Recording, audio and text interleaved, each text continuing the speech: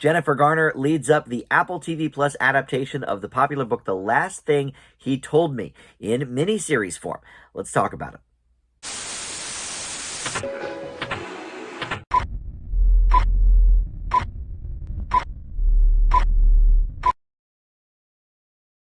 Hey guys, Dan here. This is Dan Reviews It. Welcome to my TV review for the recent Apple TV Plus series, The Last Thing He Told Me.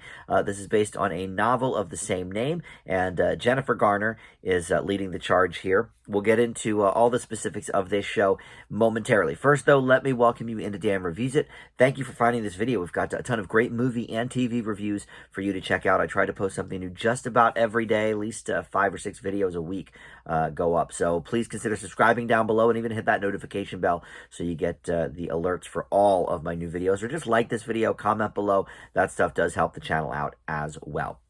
So I was just recently in another video raving about the Reese Witherspoon production company, Hello Sunshine. I was talking about the show Tiny Beautiful Things, starring Kathryn Hahn, which I gave an A to.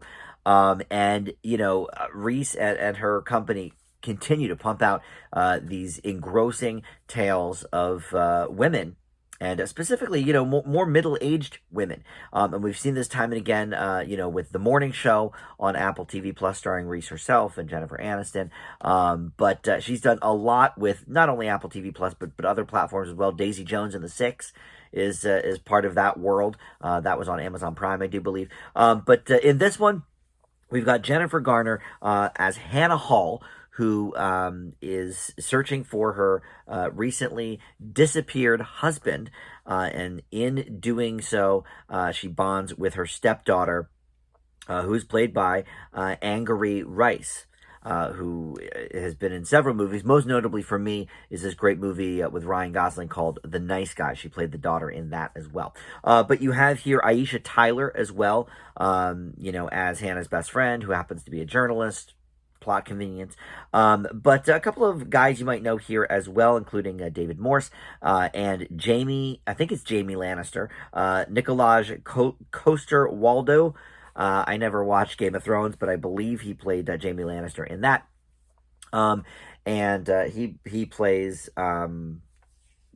the husband in question, the disappeared husband. So this is a thriller, a mystery, and it certainly is hearkening back, I think, for Jennifer Garner anyway, to those thriller roots of the popular show Alias. But she's done a few things along the way, you know, like she's I think most famous probably now for doing like romantic comedy movies and stuff like that, sometimes some dramas. But there was also a movie several years ago called Peppermint that I did not necessarily care for, but she was like this kick-ass mom. I think her daughter maybe got kidnapped in that one. I did not really care for it. I gave it a pretty poor grade, maybe a D+ or something. But you know, she was in kind of that mode. And look, this is what I always feel about Jennifer Garner. I just think she is one of the great actresses. I just always love seeing her on screen, whether she is doing comedy, drama, action, you know, thriller, whatever.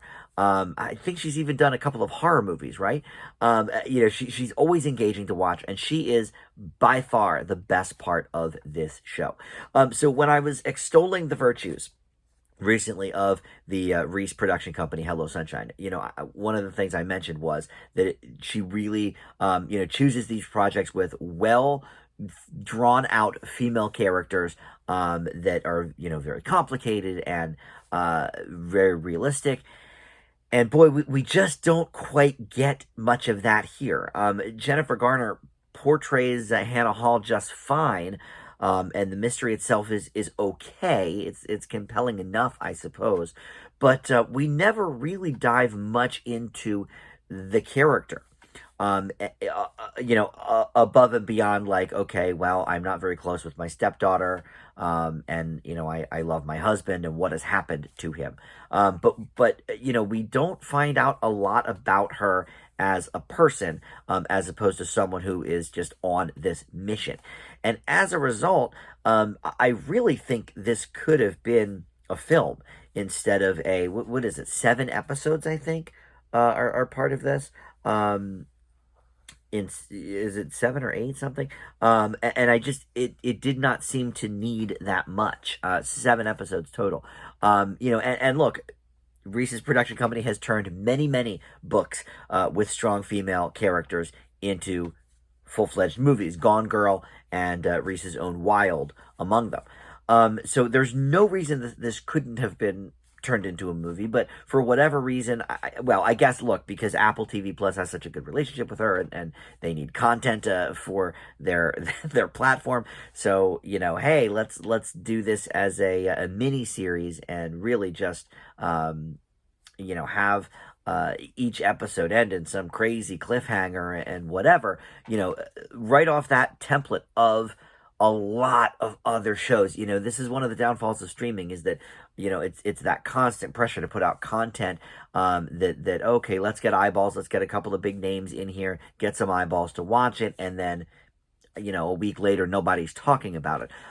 And that certainly could be the case here. I mean, this aired several months ago. I'm not sure if I've ever heard anybody really talking about it. And I love Jennifer Garner, but as tracking through the 2023 shows, as I have been, I was just like, well, I did kind of want to watch this because I love the production company and I love Jennifer Garner, but this just turns out to be a pale imitation of the many shows like this that have come before. Reese's Own Big Little Lies on HBO, I think that was, is one of the kind of templates, I feel like, for that, and I'm pretty sure that was based on a book too.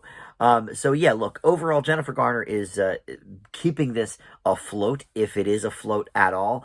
But I'm just not sure that it is, between the lack of deep characterization, and just, yeah, look, we get some implausible scenes in shows like this, so I'm not necessarily going to harp about, the implausibility of some of it. And the central mystery is fine. But that's kind of what this whole miniseries is about. Fine. Nothing is above that, really. And so I have to give it a very average grade in that regard. It's watchable, if you're bored, okay, maybe, but boy, they need to make it 7 hours. I just don't think so.